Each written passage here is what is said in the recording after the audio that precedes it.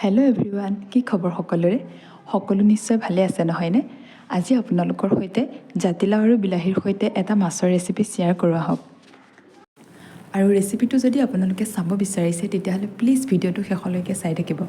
তেন্তে ব'লক ভিডিঅ'টো মই আৰম্ভ কৰোঁ। ইয়াৰ বাবে যিখিনি সামগ্ৰীৰ প্ৰয়োজন সেইখিনি মই প্ৰথমতে ৰেডি কৰি লৈছোঁ। আৰু ইয়াতে মই ধুনীয়াকৈ জাতিলাওখিনি কাটি লৈছোঁ আৰু লৈছোঁ এটা আলু, বিলাহীখিনিও কাটি লৈছোঁ, লগতে লৈছোঁ পিঁয়াজ, কেঁচা জলকীয়া আৰু আদা নহৰুৰ অকণমান পেষ্ট। আনফালে মই মাছখিনি নিমখ হালধি সানি ধুনীয়াকৈ মেৰিনেট কৰি লৈছোঁ।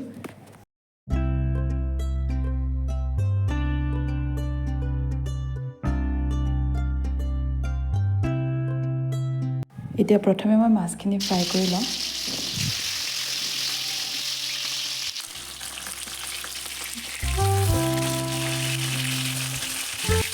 চাওক ধুনীয়াকৈ মই মাছখিনি ফ্ৰাই কৰি লৈছোঁ।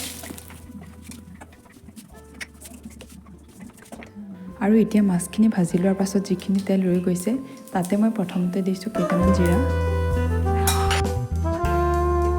তাৰপাছত দিছোঁ কাটি থোৱা পিঁয়াজখিনি আৰু কেঁচা জলকীয়াকেইটা।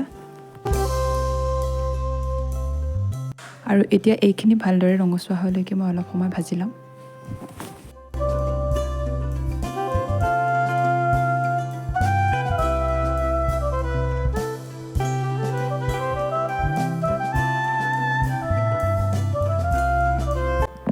আৰু এতিয়া ইয়াত দিছোঁ কাটি থোৱা জাতিলাও আৰু আলুখিনি।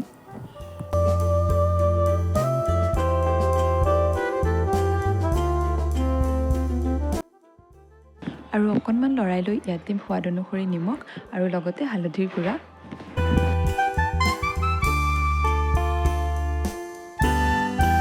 আৰু এতিয়া এইখিনি ভালদৰে মিক্স হ'বৰ বাবে অলপ সময় লৰাই ঢাকন মাৰি ৰাখি দিম।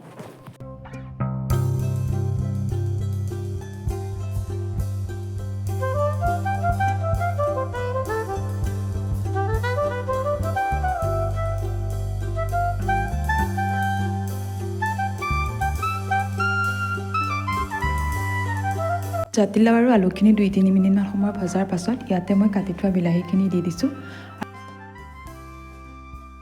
এতিয়া মই বিলাহীখিনি সিজিবৰ কাৰণে আকৌ অলপ সময়ৰ কাৰণে ঢাকনখন মাৰি ৰাখিম।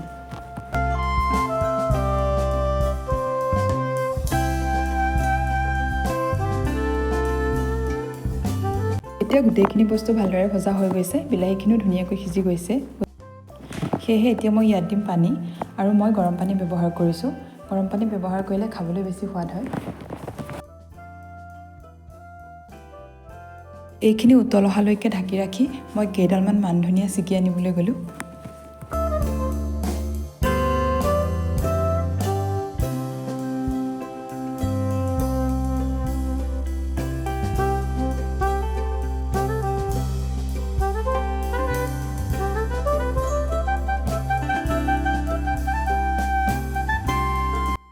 এয়া চাওক ধুনীয়াকৈ উতল আহি গৈছে।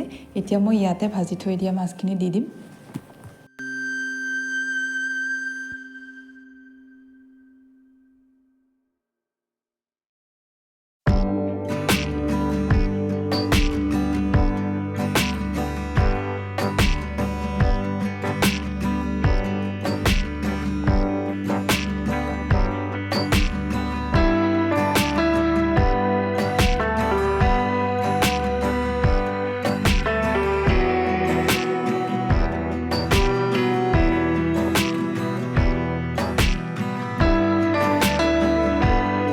আৰু শেষত এতিয়া অকণমান মান ধনিয়া মিহি মিহিকৈ কাটি মই ইয়াতে দি দিছোঁ।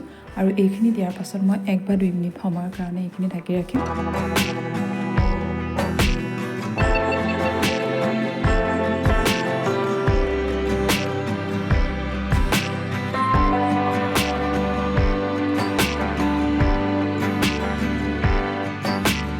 আৰু এয়া চাওক আমাৰ জাতিলাও আৰু মাছৰ তৰকাৰী পূৰা ৰেডি হৈ গ'ল।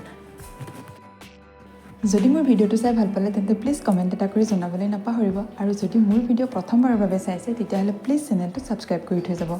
আজিলৈ বাই।